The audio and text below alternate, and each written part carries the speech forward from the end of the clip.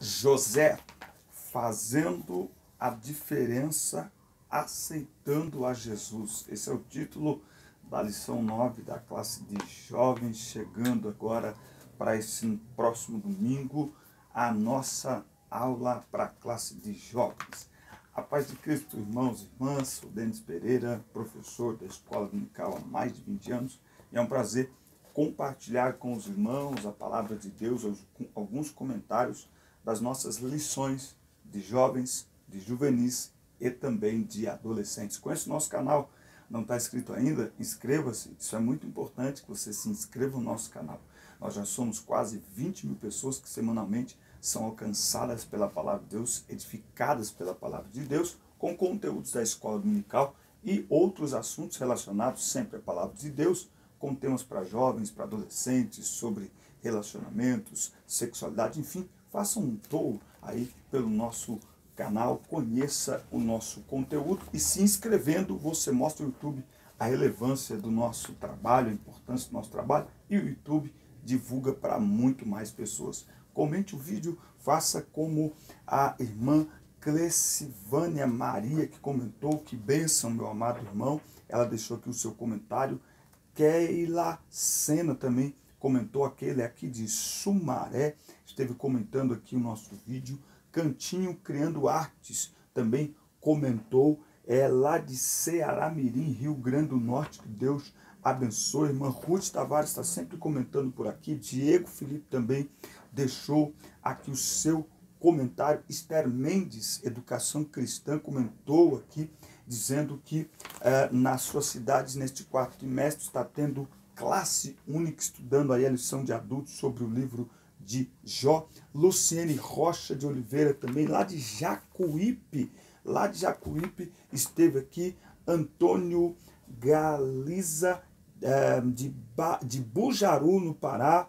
O Wrong Play esteve aqui comentando também. Felipe Amorim, Nancy Oliveira, Emanuele Duarte, enfim, gente abençoada. El Samurai Moderno, Alisson Araújo, enfim, gente de todo o Brasil comentando os nossos vídeos. Deixe seu comentário aqui também, é muito importante. Não dá para ler todos os comentários, mas pelo menos o nome dos irmãos nós vamos citar. Vamos aqui para a nossa lição, para a nossa aula.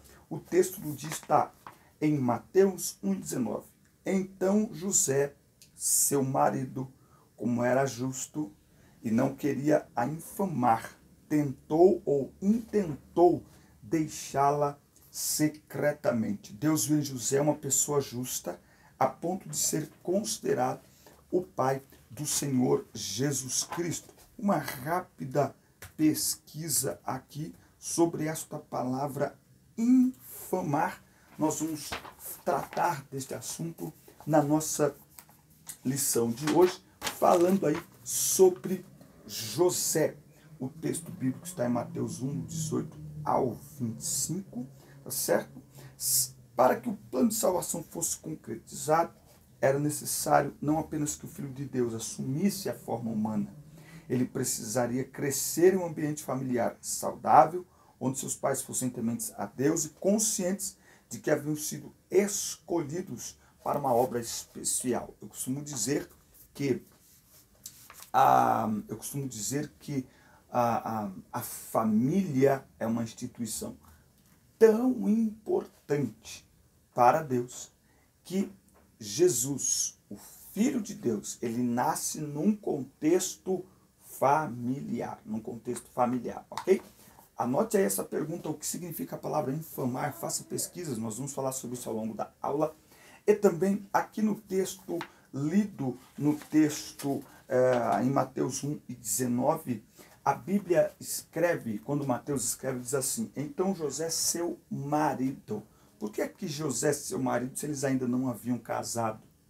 Eles ainda não eram casados. Essa é uma boa pergunta para você fazer aí no grupo de alunos da sua igreja. Pergunte para eles, por que Mateus 1:19 chama José de marido de Maria, se eles ainda não eram casados? Pense nisso, faça essa pesquisa e deixe os seus alunos pesquisarem também. José antes de Jesus. Bom, um noivo justo. O contexto em que José nos é apresentado no Novo Testamento corresponde a uma interseção com o Antigo Testamento. Mateus liga o Antigo com o Novo, dando continuidade ao texto por meio de uma genealogia, não é? A genealogia é muito importante para saber ali todo o contexto em que Jesus nasceu, não é? Muito bem. Dessa forma, os judeus, porque Mateus escreve para os judeus, então por isso que ele escreve com a genealogia, para mostrar a descendência de Jesus. Muito bem. Mateus fala do estado civil de Maria e José, noivos, mas também o chama de, né, diz que José era marido. O porquê? O noivado na cultura judaica era um compromisso entre um homem e uma mulher prometidos para o casamento. Quando o rapaz ele ia propor o casamento a uma moça e, portanto, ficar noivo com ela, e aí a gente já pode fazer um parênteses aqui para dizer aos jovens que, biblicamente falando, na cultura judaica e na Bíblia não há o termo namoro, não há espaço para namoro, principalmente no contexto cultural ocidental, não é? Esse namoro sem compromisso, esse namoro experimental, esse namoro, como que a gente diria, self-service, né? Pega quem quer, quando quer e por aí vai. Não. Na cultura judaica, biblicamente falando, toda vez que um homem se aproxima de uma mulher, o propósito é casamento. Agora, são culturas diferentes. Então não vem me pegar aqui, por exemplo, o caso de Isaac e Rebeca, que eles se conheceram e já se casaram, não é? Já consumaram ali o ato do casamento, e colocar isso para todo mundo, tá bom? Ali tem um exemplo, tem todo um contexto ali que aconteceu entre Isaac e Rebeca, tá bom? Ali, na verdade, é uma exceção, não é a regra. É preciso um namoro sério com o propósito do casamento, para os dois se conhecerem, se prepararem como casal, os dois, enquanto namorados ainda, para então haver o casamento. Agora, na cultura judaica, esse noivado, então, quando o homem propõe à moça um casamento, portanto se torna noivo dela, ele não faz de mãos abanando, não é? Ele inclusive paga um dote. Por que paga dote? Porque na cultura e na agricultura judaica, podemos dizer assim, nós estamos falando de uma agricultura familiar, então todos os integrantes da família prestam algum tipo de serviço para a família, para o pai. As mulheres cuidam de pequenos rebanhos, de algumas plantações, elas também servem na casa, buscando água, limpando a casa, enfim. Então, quando o pai perde uma moça, ele perde parte da sua mão de obra, da mão de obra daquela propriedade. Então, é uma forma de compensar o pai da moça pagar o dote. É uma forma também de dizer ao pai da moça que tem condições de cuidar dela igual ou melhor do que o pai já cuida, ou seja, ela não ficará desamparada. É uma demonstração também de que é um rapaz responsável, que sabe cuidar de si. Ao pagar o dote, ele está dizendo, sou trabalhador, sou responsável, eu tenho comprometimento com as minhas coisas, com as minhas responsabilidades. Bom, uma vez que o noivado é selado, esse noivado ele tem um peso similar, semelhante ao do casamento. É por isso que, para desfazer um noivado na cultura judaica, é quase que um divórcio. Por isso que Mateus, ao escrever, diz, José, seu marido. Eles ainda não eram casados, não tinham consumado o casamento no ato sexual, mas, e na cerimônia também, depois no ato sexual, mas eles estavam prometidos um ao outro, e esse compromisso tem peso de casamento. Mateus não comenta como a notícia da gravidez foi passada por Maria para José. O certo é que ela engravidou do Espírito Santo e precisou ter muita fé e confiança em José para dizer a ele que a sua gravidez foi sobrenatural, porque assim ela manteria, pois ela mantinha, não é, a sua virgindade. Então, quando a Bíblia diz que José era justo, que José era um homem íntegro, dá para entender em que contexto que nós estamos falando. Agora, preste atenção, quando José fica sabendo da notícia, ele pensa em deixá-la, não é? Como explicar que uma moça virgem está grávida? Como? Então, a Bíblia diz que ele, para não difamá-la ou para não infamá-la, por que infamá-la? Porque uma vez que ela aparece grávida, sendo ainda noiva, ok? Para você ter uma ideia, que em casos assim, a moça poderia ser apedrejada pela própria família. A moça teria que ser exposta. Isso aqui era uma vergonha para toda a sociedade. E a moça seria publicamente envergonhada. Agora, José, como era um homem justo, não querendo infamá-la. Vamos ver o que é infamar? Infamar, olha isso. Enfraquecer, tirar a credibilidade, a competência, não é? Então, infamar, tirar a credibilidade, não é? Então, José não queria que Maria fosse envergonhada.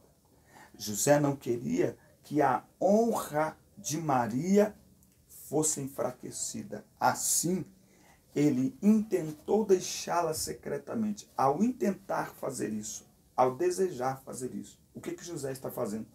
José está procurando atrair para si a vergonha, como se ele tivesse forçado Maria. Então José prefere fugir, José prefere sair de cena do que manchar a honra de Maria, do que ver a honra de Maria na lama. Isso ensina muito para nós. Em tempos de redes sociais, em que as pessoas se julgam no direito de comentar tudo, de falar sobre tudo, nós precisamos avaliar as nossas palavras, se elas estão elevando pessoas, levantando pessoas, ou quem sabe os comentários não estão enfraquecendo as pessoas, enfraquecendo a honra, enfraquecendo a moral, sujando a moral das pessoas. Nós temos muito que aprender aqui com José. Agora, Deus viu essa característica em José.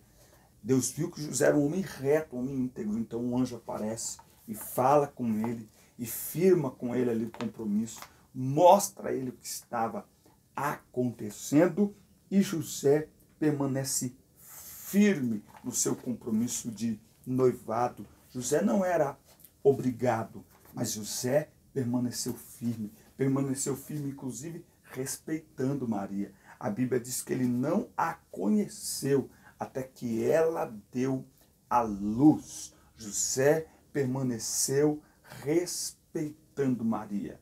É uma grande lição para a juventude nos dias atuais, em que o sexo é visto de forma tão barata, em que o sexo é visto de forma tão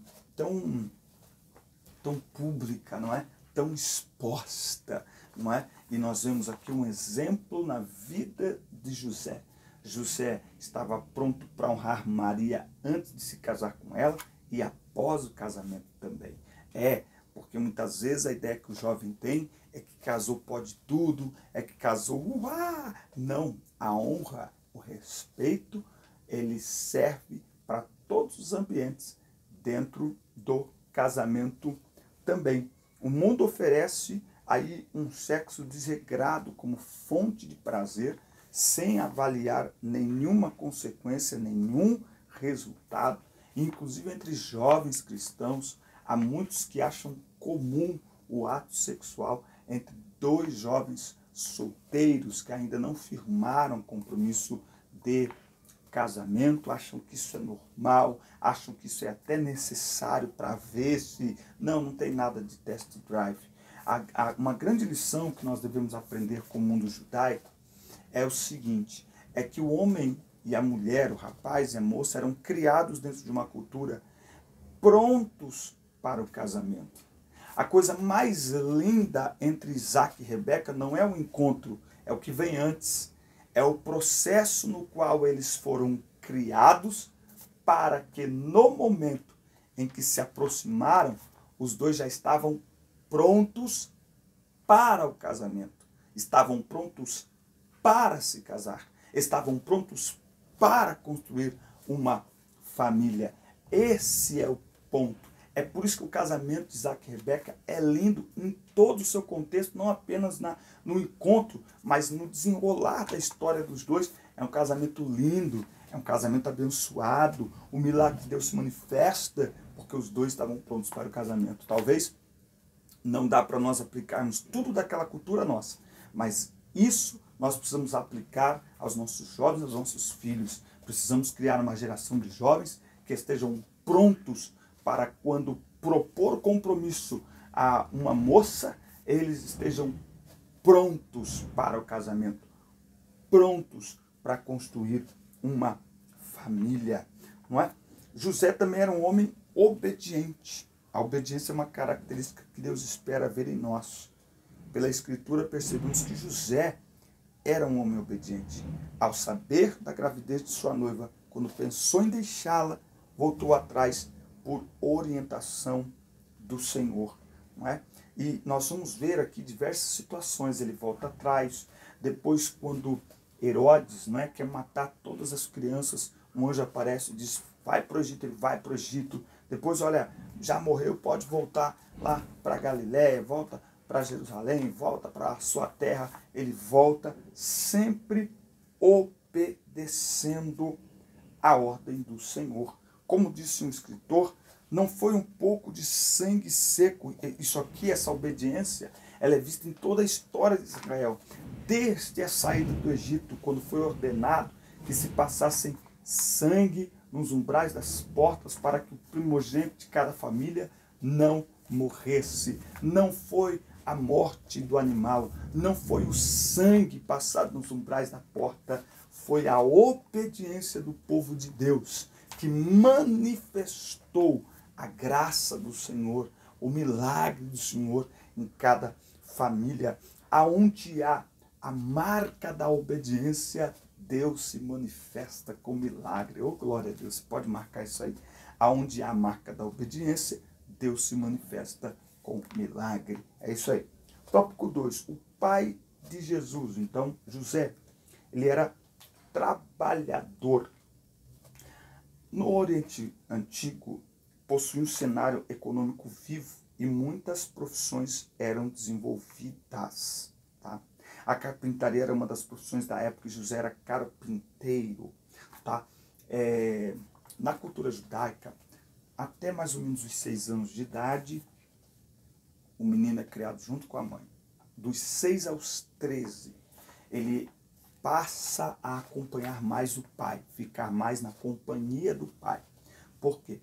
Porque aos 13 anos tem um cerimonial chamado Bar Mitzvah, que é quando o pré-adolescente, né, entrando ali na adolescência, ele é levado pelos pais à sinagoga e sobe à tribuna diante dos mestres da lei, dos fariseus, sacerdotes, e então ele vai recitar trechos da Torá, do Pentateuco, os 5 primeiros livros da Bíblia, de cor, de memória.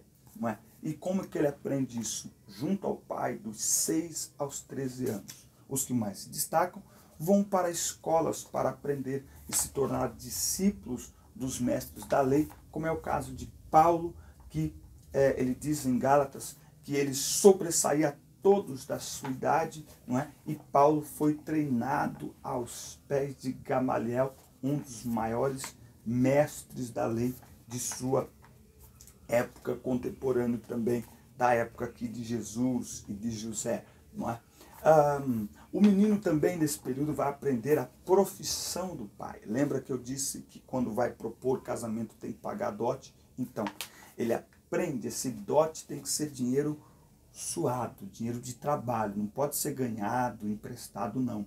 Não pode ser herança, não. Tem que ser dinheiro de trabalho. O dinheiro do dote é dinheiro de trabalho. E como é que este jovem aprende a trabalhar? Com o pai. Ele aprende a profissão do pai, com o pai. Se é pescador, aprende a pesca. Provavelmente os filhos de Pedro aprenderam a pescar com ele, tá certo? Se Paulo teve filhos ou não, essa discussão é antiga, não é? Os filhos dele aprenderam com ele a fabricar tendas. Jesus aprendeu com José a ser carpinteiro. Jesus aprendeu com José a ser carpinteiro, tá certo? José pode ser considerado o primeiro homem a aceitar a Jesus. E o Filho de Deus encarnado precisaria de um exemplo de pai. Pense no trabalho que pode ter sido ajudar a cuidar de um bebê, ensinar Jesus a falar, a obedecer, ter respeito pela lei de Deus, pelos costumes do seu povo. O papel de pai de Jesus foi cumprido por José.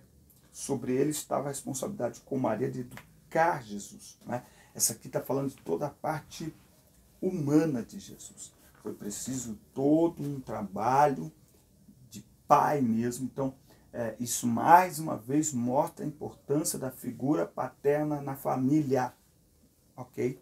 Se a figura paterna não fosse necessária, Maria teria tido aqui, já que ela não precisou de José, então seria uma produção independente. Maria fica grávida e cuida desse menino.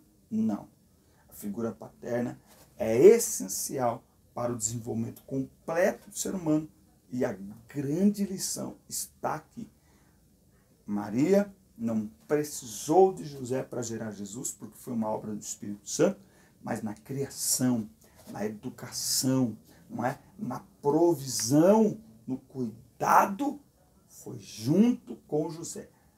José tem um papel essencial na vida, na criação de Jesus. José também é um exemplo de adoção. Ele acreditou tanto no plano de Deus que adotou Jesus como seu verdadeiro filho. Ele seguiu as orientações divinas para que Jesus fosse protegido e tivesse um lar.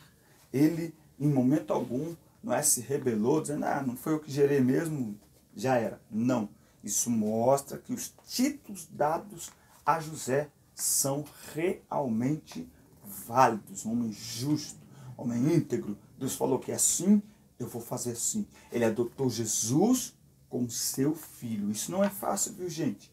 Isso não é fácil. Ainda mais sabendo que o perderia logo mais à frente, viu? Isso não foi fácil para José, não. Mas ele segurou a barra. José também é um exemplo de obediência. Por sua obediência, Deus cumpriu sua profecia. Deus não deixou de registrar em Mateus 1,22 que tudo isso aconteceu para que se cumprisse o que foi dito da parte do Senhor pelo profeta. Esse texto coincide com o anúncio da gravidez de Maria e o propósito do nascimento de Jesus. No capítulo 2,15 é dito por Mateus que José, tendo ido para o Egito por orientação divina, retornou de lá por ordem igualmente divina nessa feita, cumprindo a palavra de Deus que diz, do Egito chamei meu filho. Então, há uma conexão muito forte aqui entre a obediência e o cumprimento das profecias. É muito lindo que essas profecias foram ditas centenas de anos antes disso acontecer. Mas Deus viu em José um coração pronto a obedecer, a cooperar com as profecias, com o cumprimento das profecias do Senhor sobre a vida de José. A cada vez que Deus falava com José, vemos que a obediência substitui o receio. Não é? Então, quando nós decidimos obedecer ao Senhor, não é? A obediência leva embora o medo, porque nós estamos confiando no Senhor. Não é fácil, imagina para José como foi isso, mas ele decidiu confiar no Senhor. E a sua confiança, manifestada através da obediência, preservou sua vida, a vida de sua esposa, a vida de Jesus, o seu filho adotivo, e, por que não dizer, preservou o cumprimento das profecias de Deus. José cooperou com Deus no cumprimento de sua palavra. Elas se cumpririam de uma maneira ou de outra, mas Deus viu em José alguém que estava apto, disposto a cooperar com Deus para o cumprimento de sua palavra. Que Deus veja isso na minha vida, que Deus veja isso na sua vida, um coração disposto a cooperar para que Ele cumpra tudo aquilo que Ele prometeu na sua palavra. o papel do sobrenatural na vida de José. Mateus nos diz que o Todo-Poderoso falou por meio de sonhos com José 4 vezes. Na primeira, para não ter receio de receber Maria, ele recebeu como sua esposa. Na segunda vez, José deveria levar a família para o Egito e proteger ela, Jesus. Na terceira, a orientação era para que voltasse a Israel. E na quarta vez, para que fosse morar com Maria e Jesus na Galileia. A cada orientação, um passo de obediência. Provavelmente, José, como carpinteiro, ao mudar dessas localidades, ele tinha que se estabelecer de novo e começar tudo de novo até se estabilizar. E aí, de repente, ó, sai daqui, vai para lá, sai daqui e vai para lá. Mas obedecer a Deus, muitas vezes, como na história de José, exige um risco. Mas, a cada mudança, José garantia que sua obediência influenciaria o plano de salvação, preservando a vida de Jesus. Muitas vezes vale a pena correr o risco por causa de um bem maior. O que José entendeu é que havia um propósito. Deus escolheu Maria, ou glória, para gerar o seu filho, não é? O Verbo encarnado. E Deus também escolheu José para proteger esse menino, para proteger a mãe, para proteger essa família. Nós temos muito a aprender com José e a valorizar mais José. Parece que só Maria que é importante. Não, José. Maria desempenhou o papel que desempenhou, porque tinha ao seu lado um homem pronto a ajudá-la, pronto a protegê-la, pronto a compreendê-la. Olha a importância do papel de José.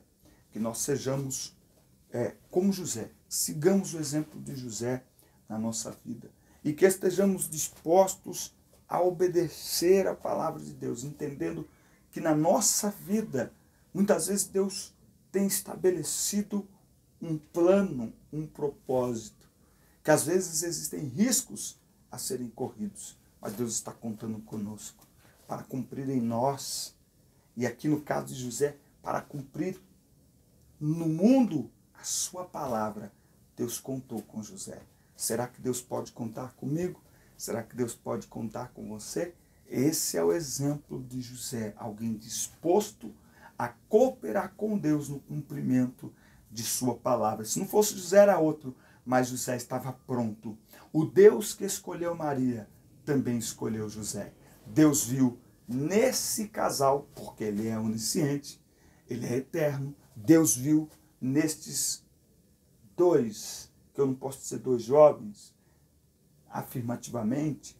Provavelmente José era mais velho que Maria, era muito comum, né? Alguém bem de mais idade, enfim, do que José. Mas enfim, Deus viu nesse casal, ainda noivos, mas Deus viu no coração deles.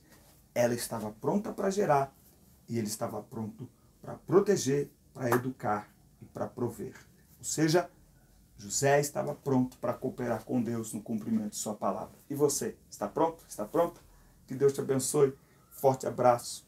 Assista a curta, compartilhe, inscreva-se no canal, manda o link para os seus alunos, fala para a gente nos comentários de onde você nos assiste e como está aí no seu estado em relação à pandemia.